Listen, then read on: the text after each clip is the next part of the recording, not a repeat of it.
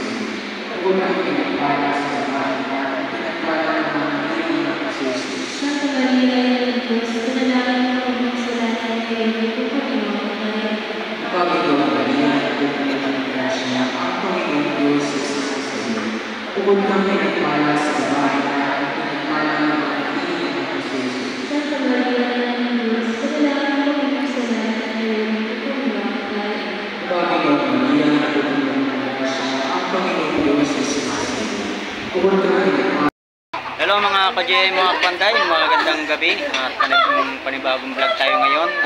Galing po kami ng simbahan po ng Lian at kami po ay umating po ng nobina at ng tawag dito misa at para po sa 29 na kapistahan San Juan Bautista. Kasama ko po yung aking mga member at si Vice President na si Ate Lulit, si Maring Cora at si Ate Marna, kasama ko ng aking anak.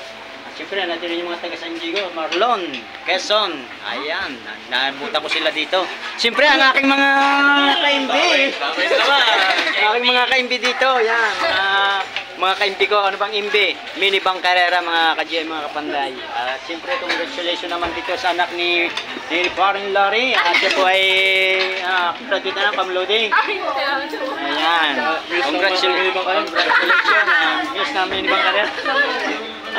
Ayan, maraming salamat po. Kung gusto po nyo kumain po dito sa Lumihan sa dulo, nandito lang sa may Baldeo at salamat din po dito. Nandito pa rin sa dito, congratulations din. Ayan, mga tapos po sila ng college. Maganda po ang kanila pong mga pwesto at may titulo na po sila.